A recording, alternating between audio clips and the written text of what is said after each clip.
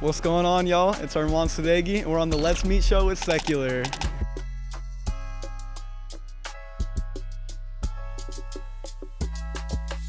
Hi y'all, what up? This is episode 3 of the Let's Meet show on Secular. Here I have an amazing guest. I won't introduce them, but this person has been very influential in my life as of recently. Definitely always loving, caring, always got a smile on. Always motivating me to pursue my dreams and passions. And if I'm correct, how old are you? 19. My man is only 19. Y'all see us here. We highlighting the youth here, y'all. With no further ado, introduce yourself. Well, what's going on, you guys? My name is Armon Sadeghi. I am 19 years old, born and raised in Denver, Colorado, as a first-generation Persian American Azeri. I speak 3 languages, basically. Those are being English, Farsi, and Turkish. So, yeah. All right. Thanks for introducing yourself. Yeah. Secular here, we just want to highlight individuals in the city, mainly creatives, but we're not just going to only limit ourselves to creatives. We just really want to love on everyone, no matter what you do. Mm-hmm. And if you're doing something we really rock with, love that. We want to highlight you. Yes, sir. So give us a little background on your creative expression and how you express yourself in the things you're doing in the city. Yeah, for sure. So I'd say I've always loved expressing myself through fashion, streetwear, and music as a whole. Ever since I was a kid, I've always just loved seeing all types of new styles on people, all types of new, fashion trends and things like that. So I've always, loved that. And so I've always liked expressing myself through fashion, style, and streetwear.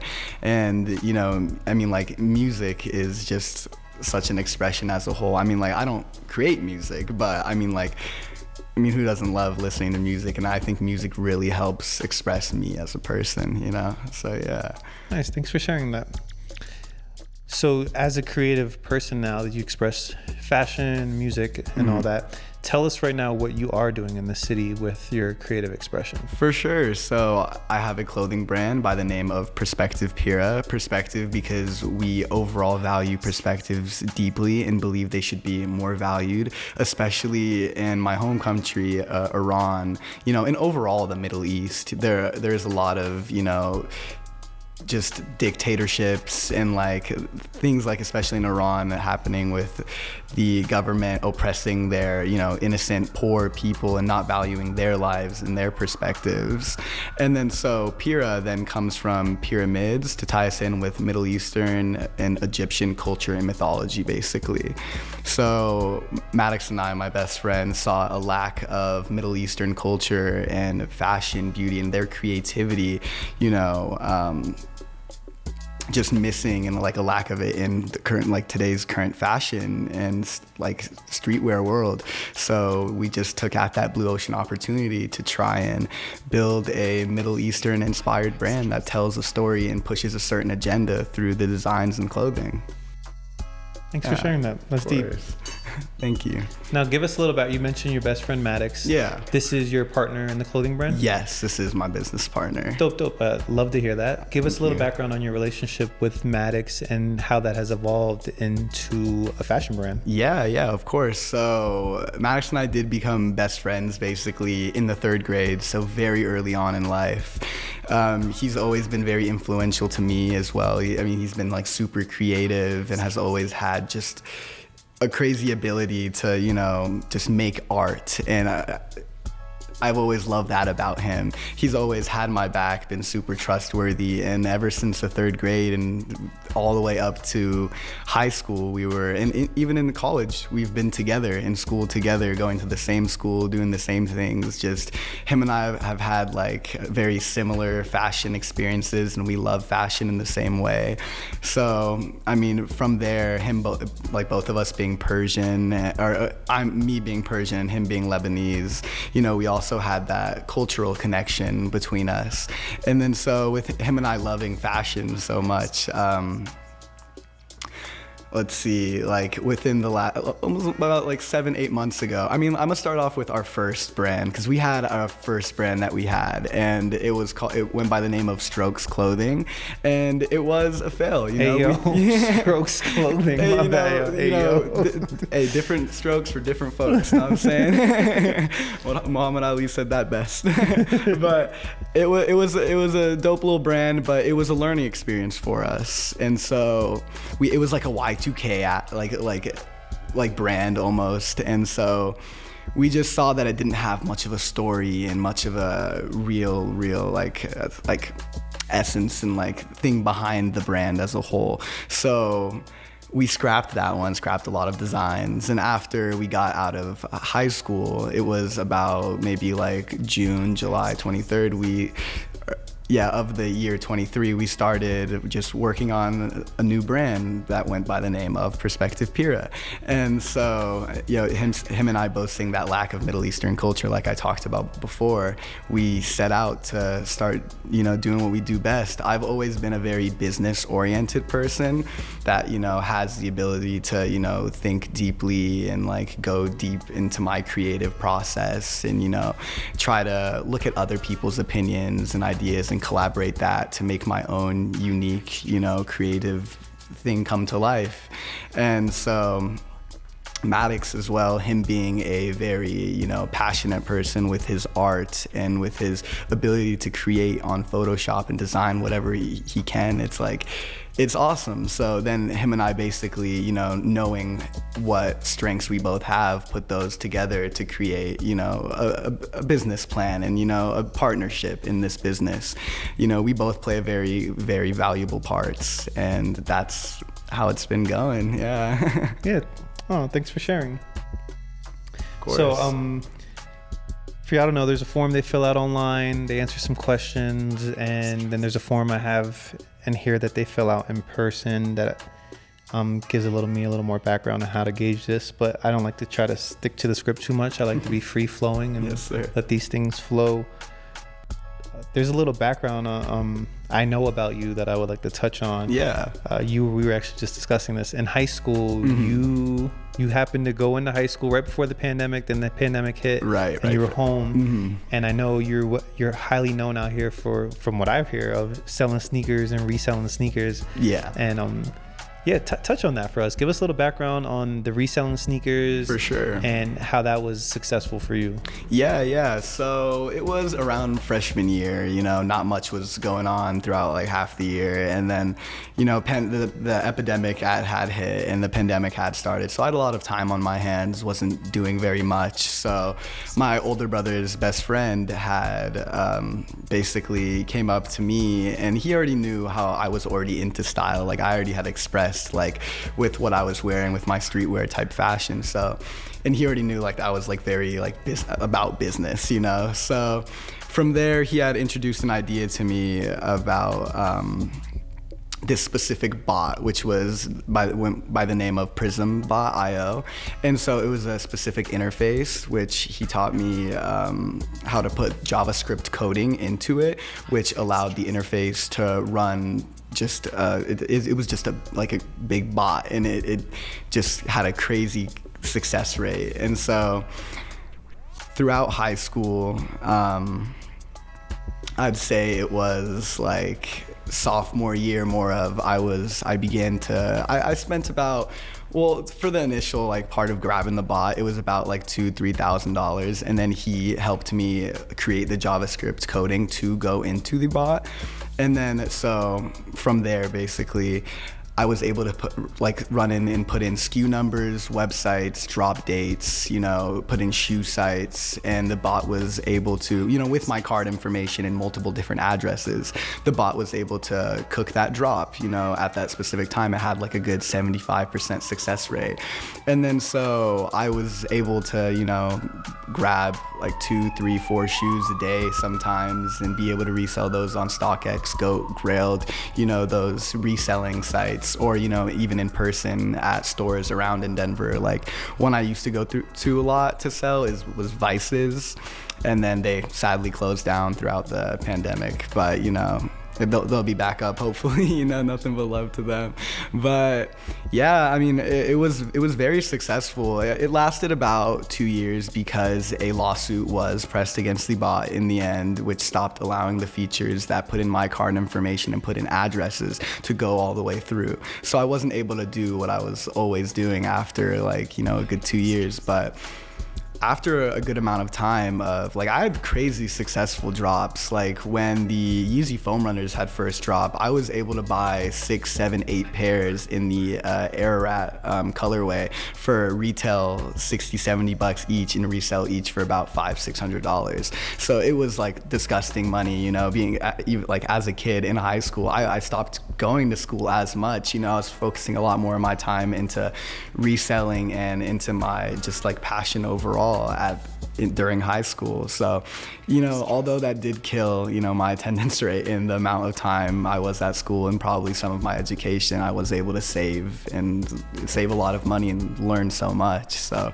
you know, it was 6 figures for a little bit, which was, you know, awesome at my age. You know, being able to say that I hit 6 figures and was making that in 1 year at the age of 17 is a blessing. So, hey, I'm very happy that was a thing. For sure. Thanks for sharing. And not to be nosy, but what do you have to show for that money now?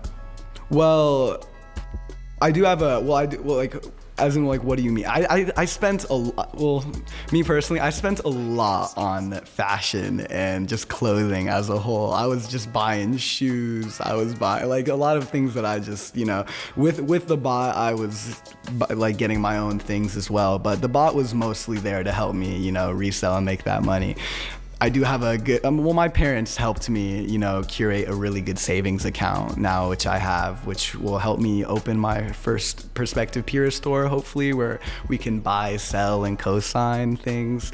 Especially in Denver, there aren't many, you know, good reselling stores and, like, clothing stores as a whole. You know, we lack a lot, unfortunately, right now. We are growing, which is very important and which is key. But yeah, honestly, a lot of that money that I have now to show for it's in fashion and clothing and into my brand, honestly, now. So, yeah. No, that's dope. Thanks for sharing that. Yeah. Not that I'm being nosy. I'm just curious. I understand. I know for me, like, when I was younger and I would touch a lot of money in different ways. Right.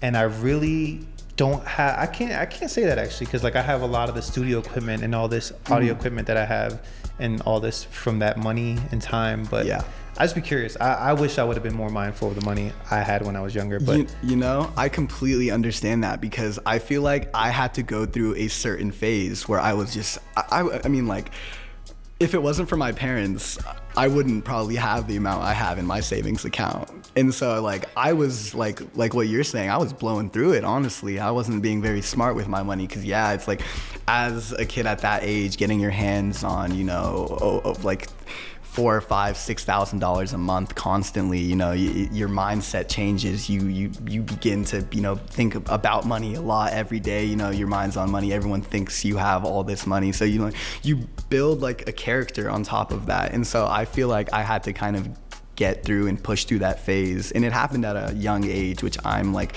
very grateful for, because now when I do get more money in my hand, I won't go out and just, you know, buy this and that. Instead, I'll invest it into some stocks or invest it in more into my brand, so I can help something specifically grow, rather than just, you know, materialistic, tangible things in this world, you know. So yeah, but it's like, for me too, you have to go through that experience to learn from exactly. it. There's no way to actually, there's no right or wrong way to handle it. I'm just curious how you manage it. Yeah, no, for sure. Thanks for sharing. A question I like to ask, because I'm influenced by brands, obviously.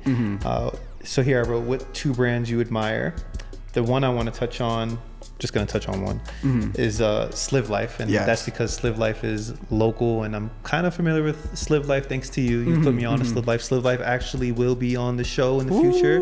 That's very exciting to hear. Yeah, so yeah, what do you draw from Sliv Life? What do you like about Sliv Life? And are you able, damn, I'm asking like 3 questions in one. No, you're good. What do you draw from Sliv Life? So that's honestly a lot. His creative impact on my brand as a whole has been just so much, because what it takes to be able to cut and sew and make your own clothing is, you know, not a lot, but so much. Like, you have to really have a creative mindset to put together things like that. And with my brand myself, I mean, we run things through a manufacturer. We don't have that skill right now to make our own clothing. And so that's what I really, really envy about Sliv, is his ability to create whatever's on his mind in the moment using fabric and, you know, a stitching machine and, like, you know, distressing things. I just think it's such a cool way of expressing yourself, you know, because it's like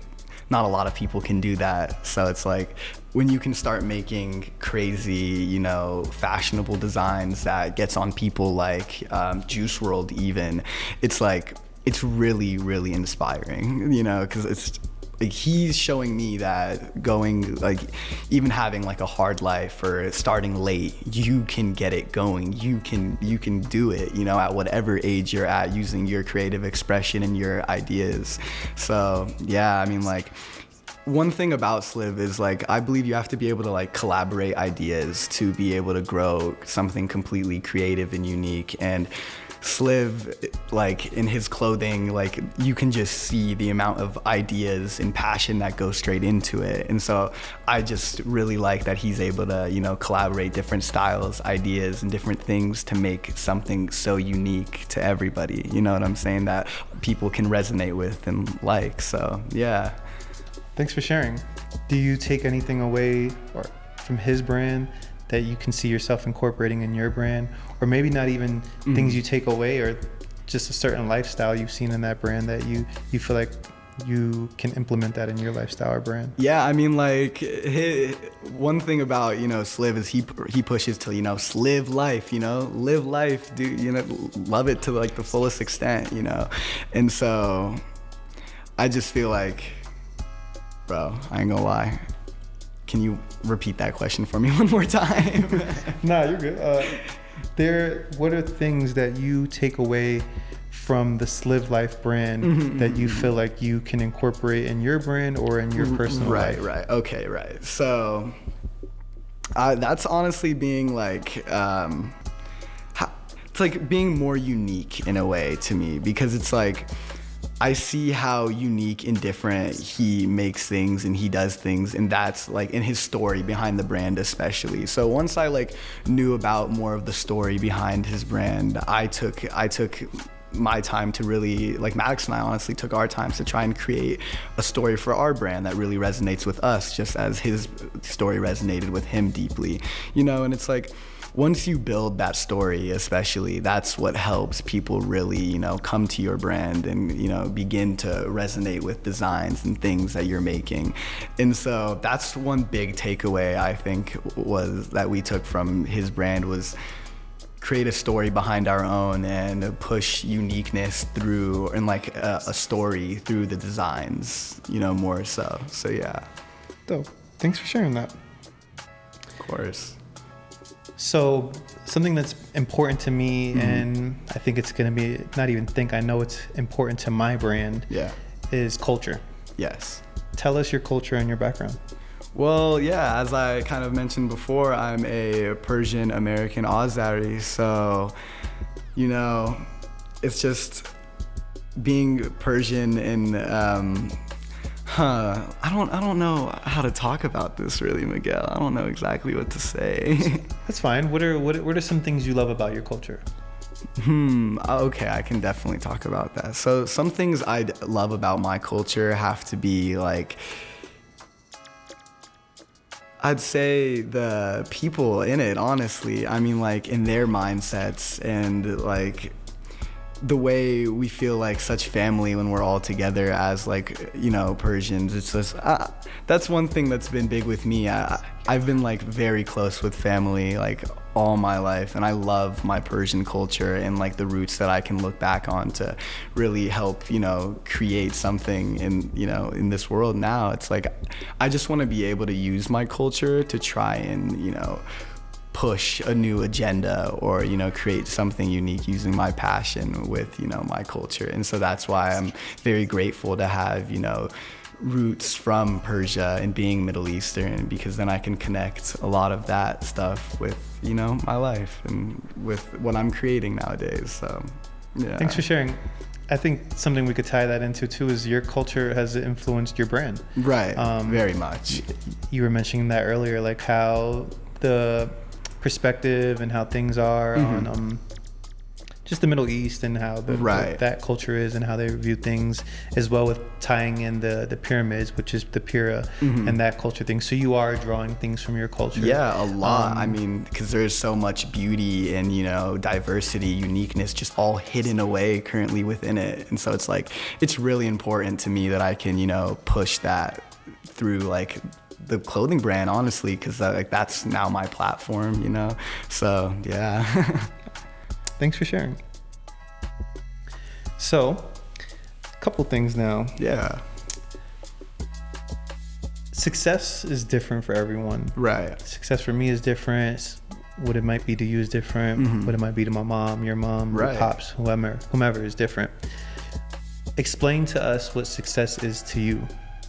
Yeah, so it's a very good question. But so I'd say success to me is being able to support myself 100%, like financially, being able to run and open multiple businesses that push a certain agenda within me that, you know, that I aim for.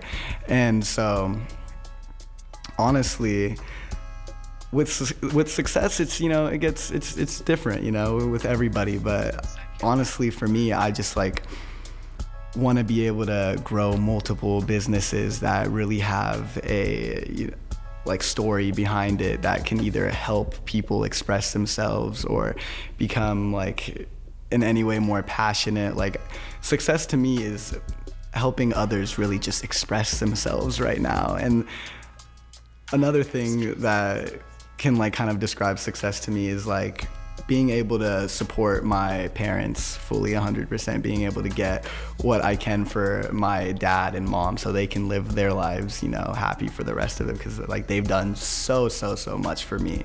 So I feel like I'll really know that I've succeeded one day when I'm able to say I bought my parents this house or I did this for my mom. And like, so I feel like that's what really success is to me. Thanks for sharing. Yeah. So I feel like now, to be honest with y'all, these clipboard and questions are gonna probably go away because I can just freestyle questions. The key, it's the blessing of being able to freestyle my whole life, y'all.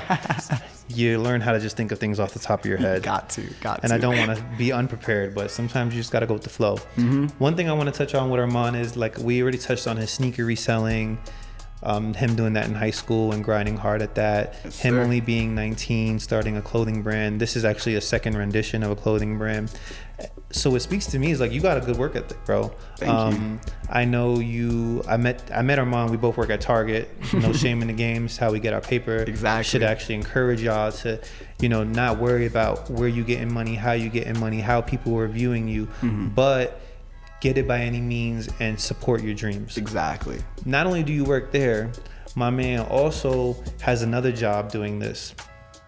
So I'm not going to put his business out there, but my man got another job or whatever. And he also does, you know, he got his brand now. They're selling pieces, which I'm very happy for. Thank you. They just had a fashion show in New York, which is successful. Not trying to dive too much into his brand. I'm trying to focus more on Armon. But my man's grinding and doing things. Yes, sir. Where my question is, this work ethic, like, where do you get that from? Do you see that? Did you grab that from someone in your family, or like, is it your culture? Like, where does the work ethic come from? Yeah, honestly, so first off, thank you, because like work ethic does, you know, mean a lot to me. Consistency, you know, always putting in effort, because that's what's really gonna, you know, differentiate you from other people in the end. So one thing that really helped me like push my work ethic to, you know, become someone as fast as possible is my dad, honestly. And, you know, even though my dad hasn't always been there my whole life in the best way, one thing that I've noticed is his drive to work and his drive to, you know, be there for his businesses. And that's always, you know, really been inspiring to me, how hard that he worked to run his gas stations and do what he had to do. I mean, like, he's told me countless amounts of stories about how he got out of Iran and the business that he started there, because he was selling he calls them microwaves. So they were like things that they're like ropes that hold like plants and things like that from the ceiling that he was selling. And so he told me how he saw like almost like that blue ocean opportunity like I talked about before in that, and that's how he started doing what he loved, and just being in business his whole life. And like including my mom's side of the family, my grandpa owns a tailoring shop. So a lot of my family have always been about business, work, get things done, make your money, and so I've also really been about that my whole life. I just don't really like the thought of just sitting around and not accomplishing much. I love to do things, and I love to go out, take pictures, just do what I can to like make my creative expression and passion shine more. So it's like that's why I do work the 2 jobs that I have, and that's why I did hop out of college, because it's like that wasn't bringing me what I needed to open and like run a successful clothing brand. It was just taking money away from me, taking time away from me. So it's just like I've had to sacrifice things that are important to me, or my parents value very much, so I can push my passion and work as hard as possible to accomplish what I can sooner than later. The people around me have been super passionate all their lives as well. So it's like you have to create a circle almost of people that are just as passionate and creative and unique as just you are. And like we've talked about before, passion doesn't always last, and passion will eventually die out. And so it's like having that circle around you that keeps you on target, that helps having that goal that helps you aim on target constantly, and stay positive is really important. So I mean, like my dad, my mom's family, and my friends around me really help push me and like push my work ethic to just keep going and stay positive and stay on top of everything. You got to keep it cordial, got to keep moving, and got to grind to the top of that pyramid. So yeah. Oh, Rick, well, thanks for sharing that. Yeah, of course. So next thing I want to transition to is you're a Denver native. Yes, sir. You've been out here 19 whole years. 19 whole years, man. That's fire. I've been out here 5 going on 6 years. Yes, sir. Tell us something you would like to see more in Denver. So honestly, I'm gonna start off by talking about this show as a whole, because it's like I'm happy. What I'm trying to see more in Denver is people's creative expression and people's uniqueness and ability to create, and just like I just want to see that more so, because there are so many people in Denver with such just passionate mindsets that can create so many different cool things. And it's like I'm happy to see like things like this show that help bring that up in Denver. So that's very important to me. And then another thing that I'm trying to see more of is the fashion community out here growing, and it is growing, and thankfully to people like Sliv and all these other streetwear brands out here, such as like Okime Collections, or like just brands, or like local brands in Denver. They're really helping create a scene out here, and that's one thing that I really want to see more of, is just that fashion scene growing, and people's creativity shining, because Denver's not a place there's a lot of people here with dope mindsets, and like people that are doing really cool things. So it's all I'm trying to see more of. So grateful for this show. Yeah, thank you. I appreciate that. Thanks for sharing that. Mm-hmm.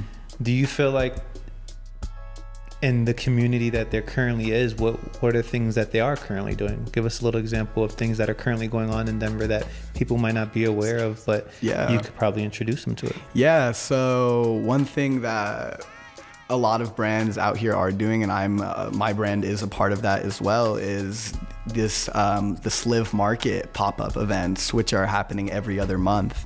And so this is a new thing that Sliv is helping put together with a lot of local like cut and sewn brands, almost like all in Denver, Colorado. So he's bringing those brands out every other month to, you know, showcase their new pieces and bring that out to people that are like really out here looking for fashion, because there aren't a lot of good stores out here, to be honest. Like we got one Neiman's, sure, you know, but it's like, you know, having a local pop-up constantly is going to be really, really important for, you know, the streetwear and fashion community to grow out here.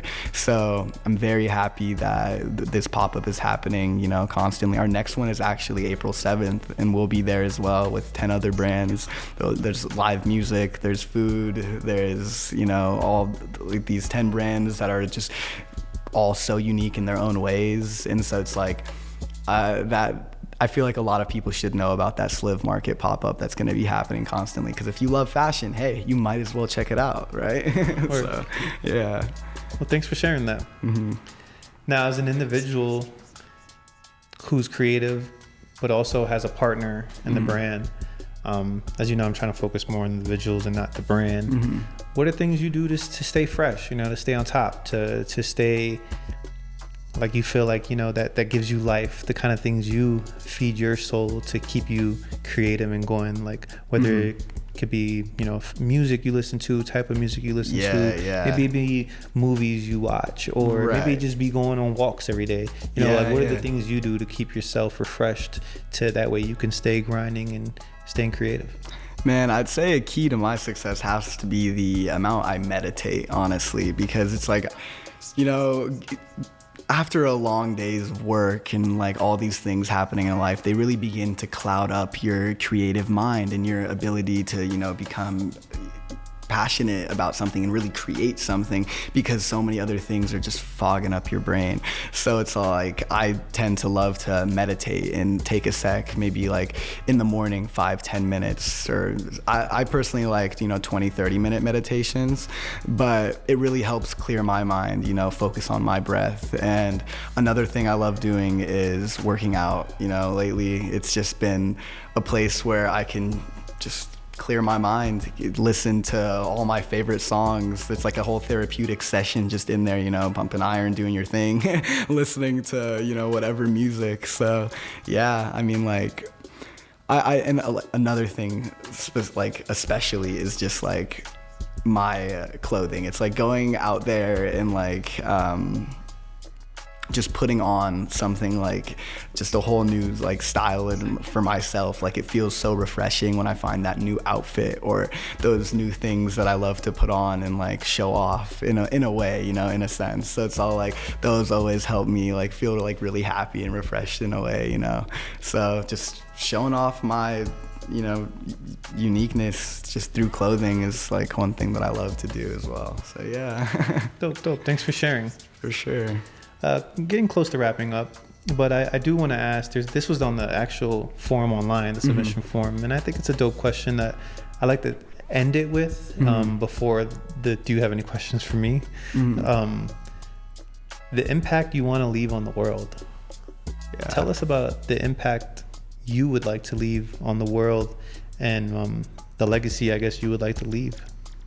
Yeah, that's deep. I mean, like, the legacy I do want to leave is a story and a agenda being pushed with like my legacy in a way, because like with the brand, what we're showcasing through designs as a whole, like just symbolizes something like through everything, like freedom, like spirituality, like your consciousness, your ability to learn, perceive life, live life, you know.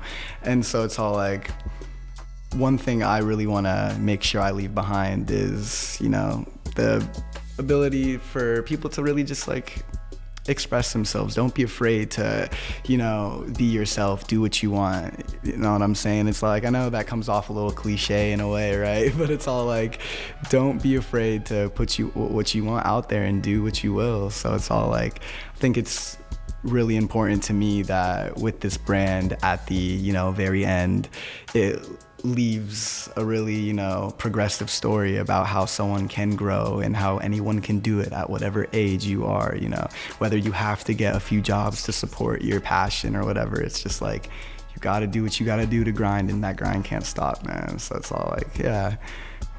Thanks for sharing. For sure. Another question, because everyone knows I started out making music. I have to ask everyone this question. I asked, what is your favorite song right now? You just recently told me your songs always change. Yeah, they well, always I'm sorry change. that your song changed, but we sticking with the song you gave me because I listened to that song. All right. You told me your favorite song right now is Starlight by Dave. Yes. What is your favorite part of that song? Honestly, it's gotta be maybe around like the beginning to middle of it. It just, the whole song tells a story, within it. It's like Dave when he's rapping and when he's, like spitting his whole bars. It's just like, he's not talking, nonsense like, these new rappers out here. Like, he's really telling a story and curating it through his words and everything like that, and in the song. And I just love that he can put that together, make it sound so well, and tell a deep story within the song. And so the beginning and the end really just like, bring that together with me. I love the beat, the 808's always going crazy. But it's all like, in that song specifically, man, it's just like, I love songs that tell a story and have a true meaning behind it. So that's why I really like that one. Yeah, thanks for sharing. I think what's funny, actually, I was listening to that song, and it's the song Towards the Shorties, y'all, if you don't know. And in the beginning, he's like mentioning about Shorty, he want to do PDA, like public display affection, kiss and all that. And then when the story progresses, my man talks about like, yo, you can't be doing, you want to take pictures with the watches and the belts, but you can't hit the gym. I was like, damn, yo, my man went from loving on shorties, now he's like, yo, but you can't do this. Exactly. So I thought it was dope because there was like a dynamic to the song. And the beat was fire, by the way. Yeah. Thanks for sharing that, because I never heard that song until you put me on. Yeah, so. hey, bro, UK rap, not gonna lie, it's hard. Fire, it's facts. It's I agree. Yeah, thanks for sharing that. And then lastly, I just want to wrap it up on, do you have any questions for me? Yeah, so I'd say one question I have in specific for you is just like, what do you think helps make your music more creative and special, and your beats more creative than other people's out here? That's a good question, because recently I used to try to be a perfectionist. Everything had to be perfect, or like I had to try to be like, if there was a current sound going on, I had to always keep up with what was the current sound, or try to sound like such and such. Right. But I feel at this age in my life, I'm 33 going on 34, I've owned more or zoned more into my sound and who I am. Yeah. And I think what makes me more creative and what keeps me on top is not overthinking. Yeah. So I come home now, I make 5 beats a week, 5 nights a week. And the whole thing is just, I get to check in. Like Pharrell had this thing, and he was like called like creativity, like a library. And you never know what's gonna happen until you check in. That's a fact. And that's something that just stood with me heavy, because I just feel like as long as I just check in, it don't really matter what comes out of it. You know what I mean? I got to be alive and create today. And that is what's most important to me. And like thinking about, are they gonna like it? Are they not gonna like it? Yo, we'll drive ourselves crazy. Exactly. But as long as you like it and you got that opportunity to create, that's what's most important to me. So I feel like right now, to answer your question, that's what keeps me creative. That's what keeps me driving. That's what keeps me going. It's just the fact that I'm alive and creating, and I have the opportunity to create. I love that. Is what's best. Yeah, that's beautiful, man. I love that. I mean, like, especially like one goal that I'm making for myself is to stop on people's ideas, stop letting so many opinions come up on their ideas. Instead, try to draw it out further by asking questions, so I can, more deeply understand, their idea and perspective. And I mean, and from there, you can begin to collaborate ideas and really begin to create something super unique and creative to the world. You know what I'm saying? So it's you have to be able to push opinions and your opinions to the side for, you know, your creative passion and expression to succeed. So yeah, it's a fact. Yeah, and you were talking about earlier, you copped that book for Rick Rubin. There's tons of videos that go viral with Rick Rubin. He touched on one recently that I saw. It was like, you don't create for the fans, like create for yourself. Exactly. At the end of the day, people are gonna have an opinion. Someone's gonna like it. Someone's gonna like your whatever your creative thing is. Some people aren't gonna like it. Right. But at the end of the day, like I said earlier, as long as you're creating and you have that opportunity, that's what's best. You know what I mean? Don't worry about other people, y'all. Like that was my biggest thing for years, and that's why I'm like preaching this now. It's like I cared too much about what other people thought, and it held back my creative process. Right. And to encourage anyone is like, yo, just create for yourself, and you showing God in the universe that. Trust me, he's gonna send people to you who be like, yo, that's fire. Exactly, you know what I mean? Exactly. And like that's the thing, like the universe is always bound to throw you small little pieces of like ideas, and it'll really help. And you got to look out for those. You know, you have to have that antenna and to be able to look to the universe and see, like while you're in like a coffee shop, you know, listening to someone's conversation and like getting ideas from that and collaborating them. It's just like, you always got to be able to listen to what the universe is telling you and like be your own audience as well. That's like a main takeaway. What I'm like getting from what you're saying is like, you have to be your own audience. You know, it's like, forget who doesn't like it, who does like it, you know, just be for yourself, create for yourself, and it'll resonate with people in the end. You know, it will. Other people, like, we all live in the same world, you know what I'm saying? So it's all like, in the end of the day, like, a lot of people are thinking about the same thing, thinking about the same ideas. And I mean, like, have you ever been in a situation where, you know, you've had an idea, you didn't act upon it, and then someone else, mad times, that's what I'm saying. And it's all like, the universe is throwing that out to you. It's all like, who picks it up first? It's your job to pick that up, get onto that, and take off. Put your creative expression and your personality into it to make something really personable to you, and people will resonate with that. So yeah. No, it's real. Because at the end of the day, y'all, God, universe, however you resonate, I'm not here to like divide y'all or say what's what, but God in the universe has an agenda, and we are blessed to be a vessel that they would even use us to be a part of that creativity. And if we can't respond to the call to that creativity, we cannot feel no way if God goes through someone else to get the job done. Preach it, man. Literally. You know what I mean? If you're not ready for the job, he gonna go find someone that's ready for it. It's like a corporate business. If you're not ready to do the work, we gonna find someone else who's gonna do the work. And that's how God is. So it's all like, and that gets us back to like the conversation about having that drive and passion to do it. And that's why it's like my work ethic is so high, and why I try to hold it so high. So it's like, when the universe does throw something at me, I can pick up on it instantly, you know, instead of taking my time and letting someone else grab that and, you know, put in their own creative expression into it. I want to be able to take what the universe gives me and put mine into it. So yeah.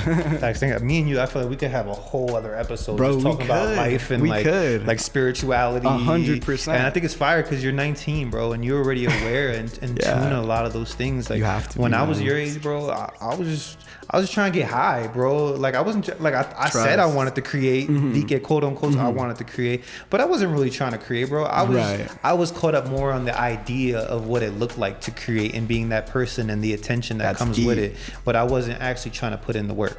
So all that to say, yo, thanks for being on here. I love you very much, bro. I truly mean that. I'm not throwing the word loose. Yo, like, you've been likewise, very brother. Influential and you have been for me as well. A very strong person in my life these past couple months since I met you. So I think, because much. It's not about how long you've known someone, y'all. It's about who's there, who's showing up, who's watering the relationships. You'll notice that. You'll notice that 100%. You know Armon waters his relationships, y'all. That's a fact. That's important. You gotta be able to. Yeah, man. you gotta water your relationships in order to grow. You know what I mean? Show Does your love. plant grow without water? Nah. So, well, thanks for being on here. Anytime Thank you want you to come for up here, me. You're more than welcome. I definitely want to have Thank your you partner very much. Maddox on Yes, here. sir. And then when we get our money right and everything, we're going to have both y'all up here for the sir. dual episode. Dual episode, baby. You know, we'll be all pured out by that time. Oh, you know yeah. what I mean? You already know, man. You already know. So, yeah. Thank you guys very much. Yes, sir. Thank you, Miguel. My guy. W episode.